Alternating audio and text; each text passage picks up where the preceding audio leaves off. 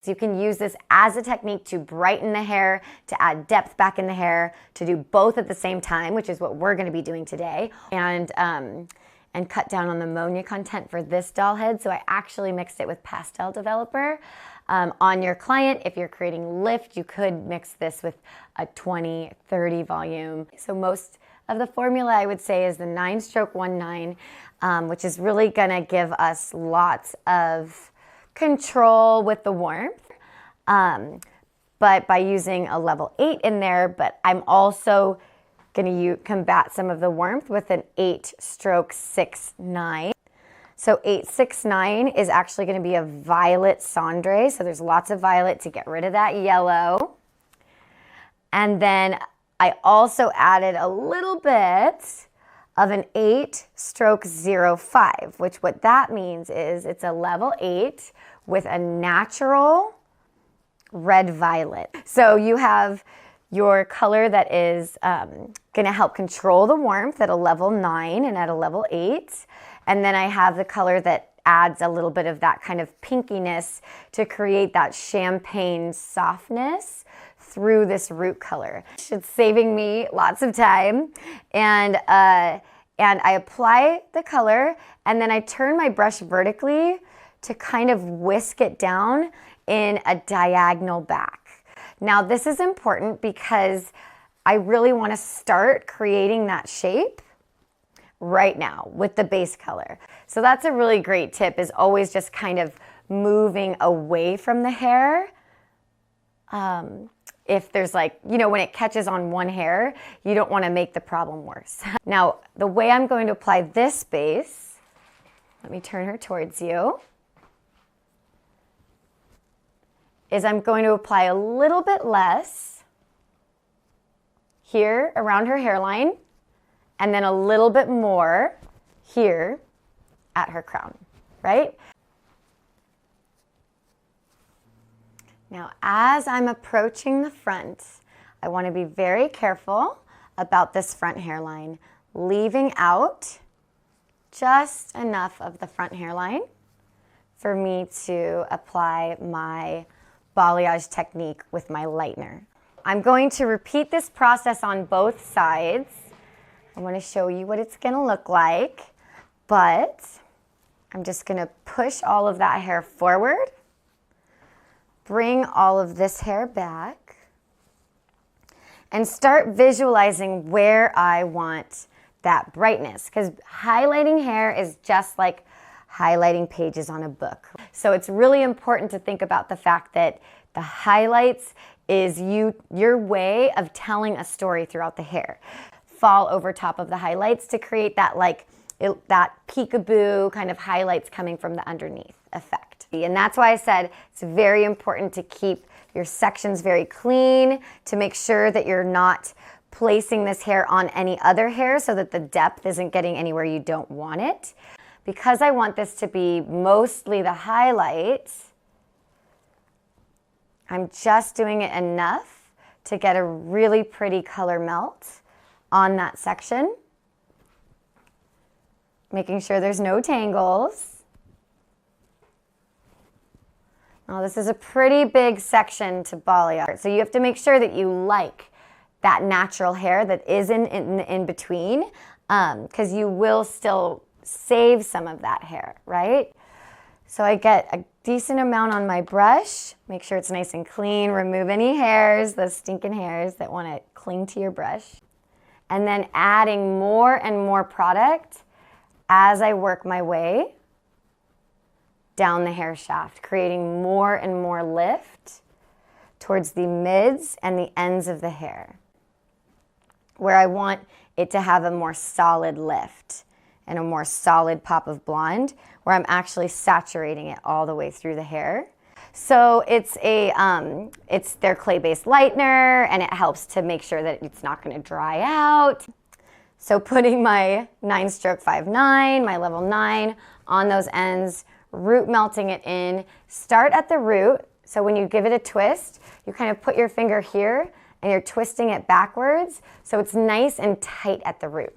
Now applying my mid-tone, so the 9-stroke 5-9, from that root area that we melted all the way through the ends. Okay, once I get it on the ends, I'm just gonna work through,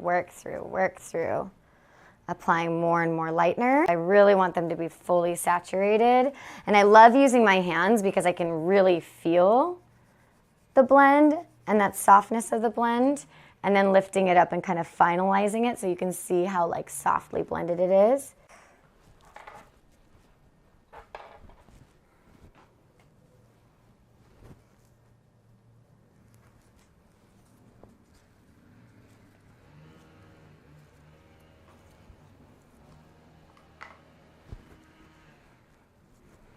Now this one, we're ending on the level 9. So it's a little bit like the mid-tone. My free lights, and with her I'm just using 20, but obviously you are going to change your developer based on your client. And I'm also have a little bit of magma mixed into my lightener, which is a stroke 8-9, which is a kind of a pearl cendre. And now I can just draw it all the way through the ends, really just massaging it in and twist, twist, twist, because saturation is key. So let's break this down really simply so you guys can totally 110% just get it. So it's a scoop, scoop, scoop, scoop, big weave, baby weave, separate, low light, mid-tone. With the same exact balayage, just hand painting my way through, getting that really soft, beautiful melt. Lots of saturation on the top and painting almost all the way up because I want to make sure that these little areas of detail work within the haircut have the same intensity of pop that these ends do down here. Wipe my hands really quick while I grab my other brush, apply the end color, and twist, twist, twist.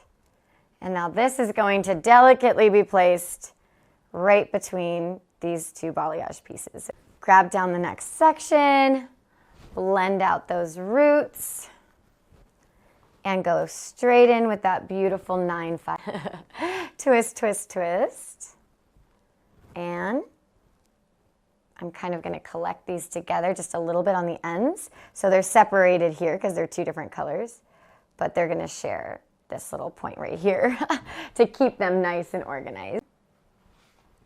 Now, grabbing the section that I had previously set aside, blend, blend, blend, apply my level 9,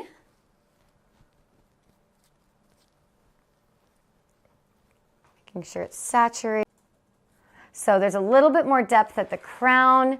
There's not highlights right at the parting, but I want to get pretty close to the parting, as close as I can. Applying that end tone.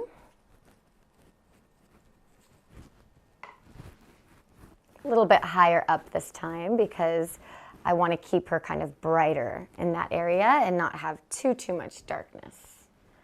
More of just that shadow root effect. Complete her whole opposite side of her head, and then we will commence with those balayage pieces. You could essentially rinse everything and wait on those front pieces, and it's good to have them all processing at the same time and at the same rate.